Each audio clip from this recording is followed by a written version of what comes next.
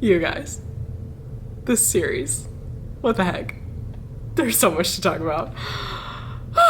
Okay, hi, hello, I'm Miley. Welcome back to the channel. If you're new here,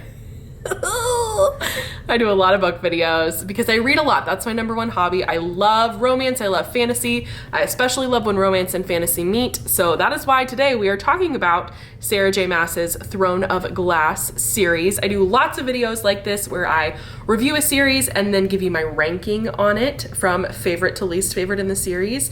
You can go check out some videos I've done. I did one on the Bridgerton series that I'll link up here. I've done one on the Outlander series. I'll link it up here. I've done one on my very favorite series of all time, ACOTAR, A Court of Thorns and Roses, which led me to read this series by Sarah J Maas. So before we jump in, I just want to say if you are a regular viewer, hello, have you missed me? I've missed you too. Eric and I are currently in the middle of directing The Hunchback of Notre Dame, the musical, at our local community theater. And we're basically spending every minute of every day of all time working on it. So I have not been posting regularly, nor will I continue to post regularly until probably the end of the show, which is the first week of October. So without further ado, let's get into talk about Throne of Glass. So I guess I should say that I read ACOTAR back when it was super hyped and I understood the hype. It became my favorite series of all time.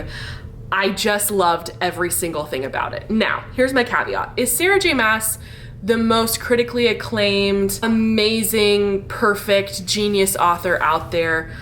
No. Is her writing genius in her own way because she is so good at building worlds and creating characters and just sucking her audience right in, making them fall in love with her books? Yes, she is so good at that. There's a little bit of suspension of disbelief, really just because of the genre of romance and fantasy meeting. Those are two very bushy genres, and you put them together and they're even more so. So they just got to give in to the fun of the genre. You know, there's lots of mates and faded love stories and crazy once in a lifetime power and huge political wars, and there's just a lot going on in the genre in general, and this book certainly has it all. So is it silly at times? Is it scratch my head at sometimes? Is it what the heck is even going on here at sometimes? Yes, it is. But all that to say, I am a fan of her and I love her writing and I love her books. I read Crescent City after I read ACOTAR, and it did not compare. I did a video on it if you want to go check out a full in-depth review of the Crescent City books so far, and I'm excited for the third one to come out. You know why. But I did not love that series nearly as much as I loved ACOTAR. And on top of that reason, I also just typically don't love the young adult genre in general. I don't like YA books. I typically read a YA book and feel like the plot would have been squashed in the first 10 pages if they just told each other the truth from the beginning. So I get frustrated reading young adult, and it's just too moody and too miscommunicative for me. So I don't read young adult genres at all. And Throne of Glass is truly a young adult genre. That's how it's promoted, I guess. I would argue that it's really not. But for those two reasons, the fact that I didn't love Crescent City and the fact that I really am not into YA just generally, I was not excited to read the Throne of Glass series, okay? I'm not excited at all. I had no plans to read it until I read recently a book called Fourth Wing, which of course you've heard of it. It's gone viral on TikTok. I had heard that if you like Fourth Wing, then you need to read the Throne of Glass series. I kept seeing that in articles I would read about Fourth Wing, and so I thought, I really liked Fourth Wing a lot, and I thought, okay, I guess it's worth at least picking up the first Throne of Glass book and giving it a try. I probably won't like it because it'll be too young adult for me and not nearly as good as ACOTAR, but I'll try it. You guys, I friggin' read the first one in a day, and I basically didn't stop until I finished the series. It is so good. I love it so much. Not as much as ACOTAR, but definitely a lot more than Crescent City. And it just was that same similar magical feeling of reading a Sarah J Maas series. It just had those classic Sarah J Maas vibes. The whole world is falling apart. There's one unlikely hero to save them all. Lots of really important plot details and decision-making happen off page, and you find out about them later when the moment is just right to make this beautiful, shocking twist all tied up in a bow are all suckers, and she knows exactly how to write for us because it's just, I love it. I'm going to be talking through my thoughts on each of the books quickly, and then I will give you my ranking at the end, and I definitely want to hear down below in the comments what your ranking of the Throne of Glass series is. If I'm wrong, if you agree with me, if we're somewhere in between, let me know. Let's talk about it down in the comments. So, the first book, Throne of Glass.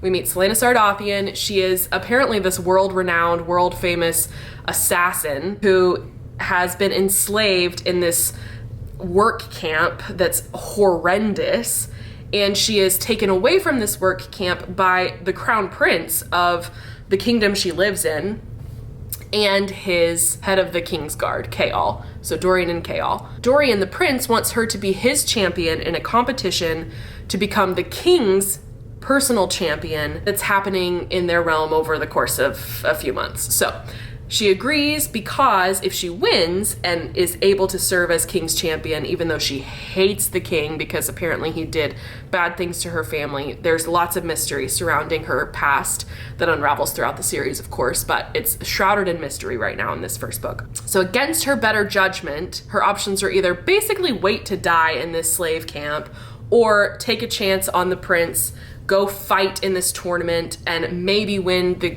role of king's champion. And then she's promised that if she works for the king for 4 years, then he will grant her freedom to go live the rest of her life and however she pleases. So that's what she does, begrudgingly and with lots of attitude toward the boys. It's just so funny, all the attitude Celaena gives. But she comes to the castle and starts to train with Chaol and faces all of these challenges that all the other champions competing for this one role also compete with her in. She, of course, somehow thwarts them all, becomes king's champion, and along the way, she and Chaol and Dorian have this love triangle that you just see coming from a mile away. It's set up from the very beginning. You're like, which one is she gonna choose?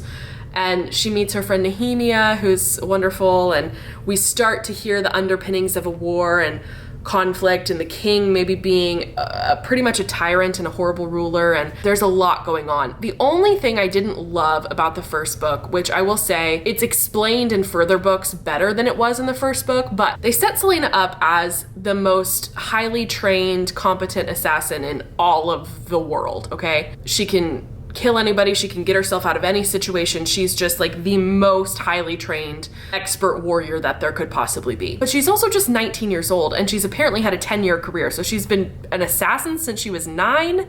And honestly, it felt so strange reading the first book that I thought, oh, this is a classic Sarah J Maas moment, and it's going to be revealed that she's actually fae and immortal and is a lot older than she looks. So I was waiting for that to happen, and it never did. She really is just 19. And has accomplished all that. So that part was the least believable of the whole first book, but overall it sucked me right in. The story moves super quick, comes apart in layers, which I love. You don't really know the final conclusion until the end of the book. It just moves very nicely and you really grow to care about the characters. So overall, I gave the first book 4 stars, and it definitely made me want to keep reading. Okay, and then we get to book 2, Crown of Midnight, which really solidified the series for me as something I definitely wanted to continue reading and was very interested in finding out all the little details that I knew would come to fruition in each book. This is where the story becomes bigger. You have this underlying of rebellion happening against the king, and you see the horrible way he rules over his kingdom and how he stripped magic from the entire realm, and he's just a tyrant. He's a horrible, horrible king, and it's very clear that Celaena should do all she can to work against that while still having to serve as his champion. And so you see her go out on missions, and they aren't always what they seem to be to the king because she's really smart at finding alternative solutions to his assignments for her. Her and Chaol's romance is pretty well solidified. Especially Celaena starts to get really involved in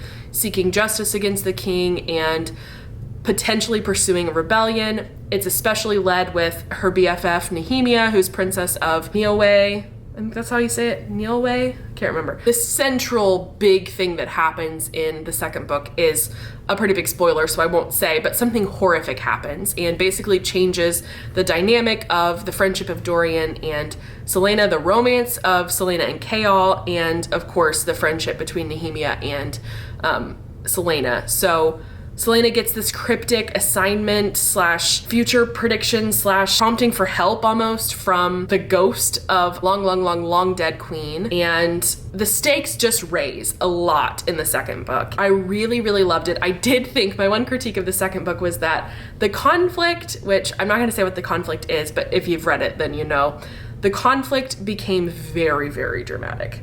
Very dramatic. And I'm talking specifically between Chaol and Celaena. Like, I kept thinking, how's she gonna get them back from this? This is like, they're going hard at each other and there's really no going back. Little did I know what was coming. So Sarah J Maas of me. It's like, book 3, enter Rowan, everything changes. I just love her so much. So, second book was really good. Definite great continuation of the story. Starts to build and we see more and we want more. I gave this one 4 stars as well, I believe. Then we get to book 3, Heir of Fire, and I loved book 3. I love book 3 because we see a location change. We see Celaena go off on a long-term mission from the king that really Chaol rigged behind the scenes to get her more to safety, what he thought was safety. She goes to a very, very, very far away kingdom to seek potential aid. Her identity is revealed. She is not Celaena Sardathian. I guess I'm gonna have to decide.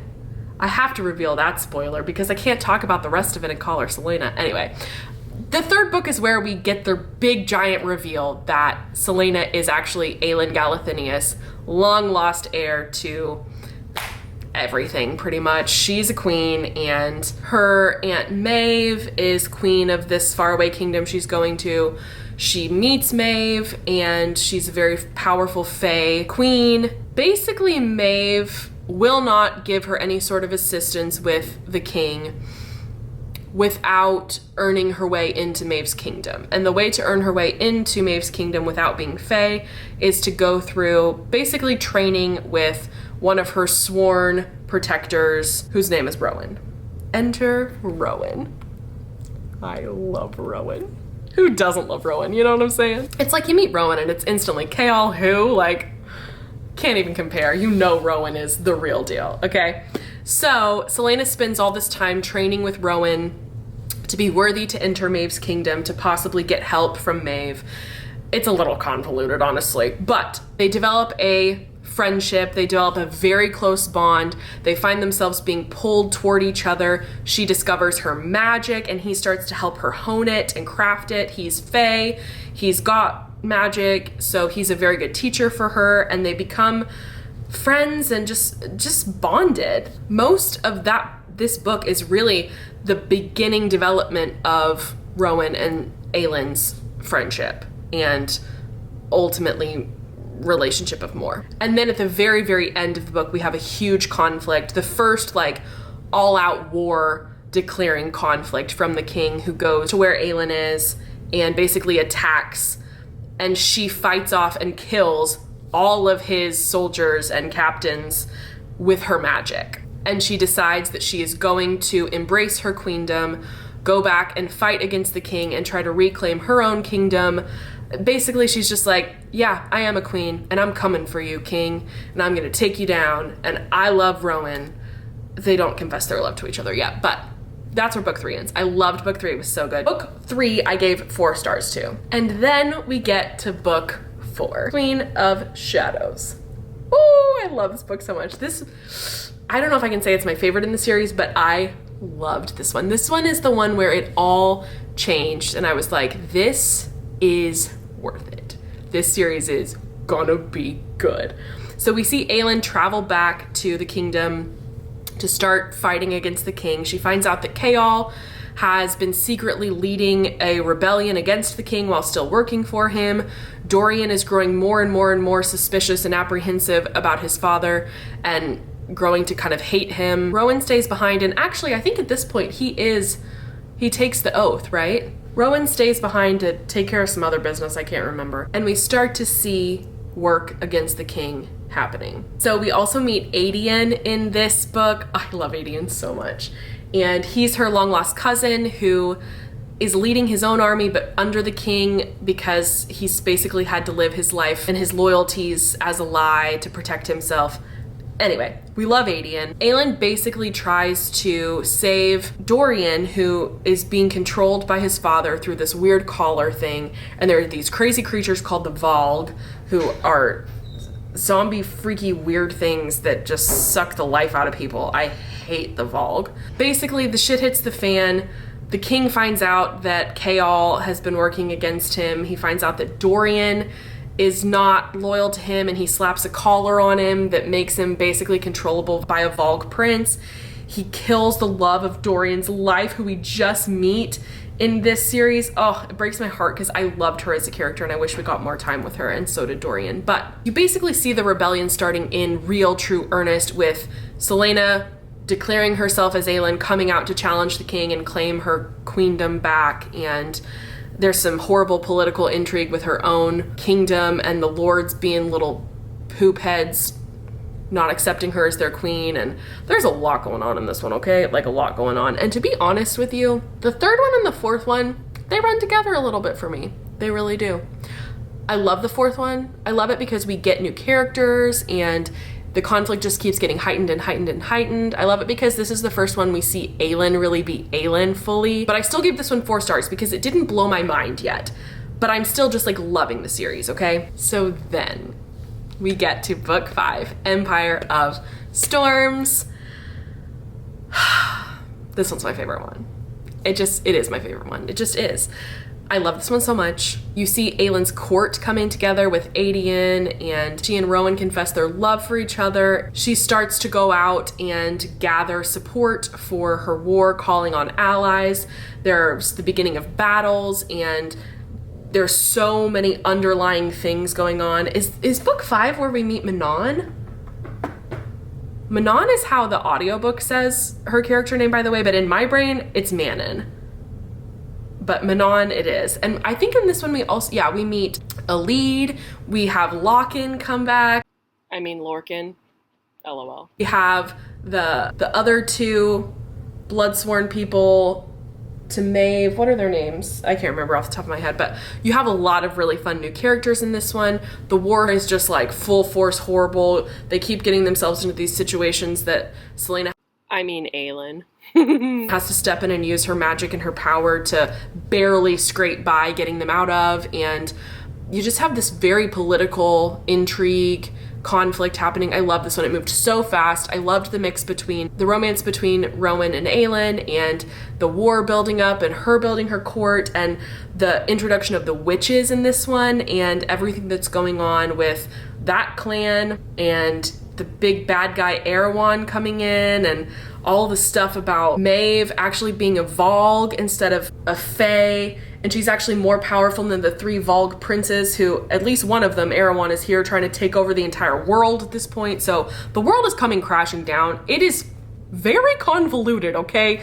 Very convoluted. That is so Sarah J Maas, it's not even funny. And of course, Aelin is like thwarting every bad situation that comes up by figuring something out off page and then bam, hitting you with it in the moment. Like, yes, she's amazing. We love her so much. So this book is very scattered, but not in a bad way. I love the scatteredness of it. I love the different stories. I love the different vignettes we read about throughout. It just keeps the action moving forward. It keeps you interested in each storyline. I love the Elide and Lorcan storyline. I love Manon and the witches and learning about all of them, and that's just so very different than any other kind of kingdom, I guess you could say, we've learned about before. I love anything with Aelin and Rowan, and I love all this stuff in this book with Rowan and Adian kind of fighting but not fighting about who loves Aelin more, pretty much. It's just so good. I just love it. I love the 5th book so much. It's probably my favorite one. The end of book number 5, Dorian defeat the king, who we learn is actually just his own father, who's actually a good person trapped inside a Valg prince for years and years and years and years. The Valg prince goes and inhabits someone else and his father dies. It's very sad. They destroy the glass castle. And then the ending of book 5 where Maeve just like kidnaps Aelin and takes her away and it's horrible. What a cliffhanger, you know? It's like the biggest cliffhanger ever. It's just such a good book all around. I gave it 5 stars. I loved it so much. It was the first one where I was like, ACOTAR level. We've hit ACOTAR level. It's so good. And then we get to book 6, Tower of Dawn. What do you say about book 6, Tower of Dawn? You know what I'm saying? It's frustrating. It's a frustrating book because she knows what she's doing. She's leaving us on a crazy cliffhanger in book 5, and then she makes book 6 about something completely different than anything we've read in book 5. The only plot line missing from book 5 in its entirety is Chaol, because Chaol is supposed to go to this very, very, very far away kingdom to try to convince their leader to aid them and bring back an army, right? So he and Nezrin, who is now the captain of the King's Guard after Chaol gets appointed Dorian, who's now the new king, his hand, the king's hand. So Nezrin and Chaol go off on a side mission to this land to, one, get Chaol's legs fixed because he's paralyzed because of the battle that they had at the end of the 5th book. And the healers are the most world-renowned healers in this faraway kingdom. And 2, to get aid for the war and support for Dorian. So the entirety of book 6 is all about Chaol and what Chaol is up to while the contents of book 5 are happening. And let me just tell you, the first 100 pages of the 6th book were hard to get through. Not because they were bad, not because I wasn't actually pleasantly surprised by the story, but because I was just so mad. I was just so mad that clearly this entire book, this entire 700 pages or whatever it is just gonna be about what Chaol was up to. And so it took me a while to move past that frustration and to buy into the story. But honestly, I loved book 6, loved it. I love Irene as a character. You meet her, she is the heir to the healer on high, and she is just like such a powerful healer, the kindest person, just like basically works wonders to help Chaol heal and walk again. And there's also trouble with the kingdom happening behind the scenes the entire time that Chaol kind of gets involved in. And there's this complete separate conflict in this kingdom that's tied a little bit to the war. And it turns out Erewhon, the big bad guy, has been looking for Irene because of her healing powers and is trying to invade the kingdom they're currently in. And so there's a huge hullabaloo. Basically, Chaol needed his own adventure to go on, so we had to give him one, and he needed his own romance, so we had to give him one. So you basically just see this adventure playing out and him and Irene falling in love, which I love Irene, so I was all for it. By the end of the book, I was like, yes, I am with this. This is so good. I love it so much. Chaol succeeds. He takes aid back to help fight in the war. Little does he know that Aelin has been kidnapped. That's book 6, which I gave 4 stars after my little mini meltdown that I was gonna have to read 700 pages before I found out what actually happened next to Aelin, but it was really worth the read, and I was very pleasantly surprised by how much I liked it. And then lastly, the 7th book, where everything wraps up. It takes a while though. Man, I said number 5 was my favorite, but honestly, number 7 might be my favorite. It is so good. What a great conclusion to the epic tale. Everything's very high stakes. There's just so many battles and so many conflicts, and it would take forever for me to talk about this last book in detail. The things I loved about it were all the different relationships that were building up between Elide and Locken, between Lysandra and Aedion. They were maybe my favorite couple of the whole thing. I loved them so much. The relationship between Aedion and his real father, and Chaol and Irene, and Dorian and Manon. I love the Dorian and Manon. I love all of the witches side plot. I just was so fascinated by that side plot the entire time. I loved that. There were so many moments in this book. This one might have to be my favorite because of this.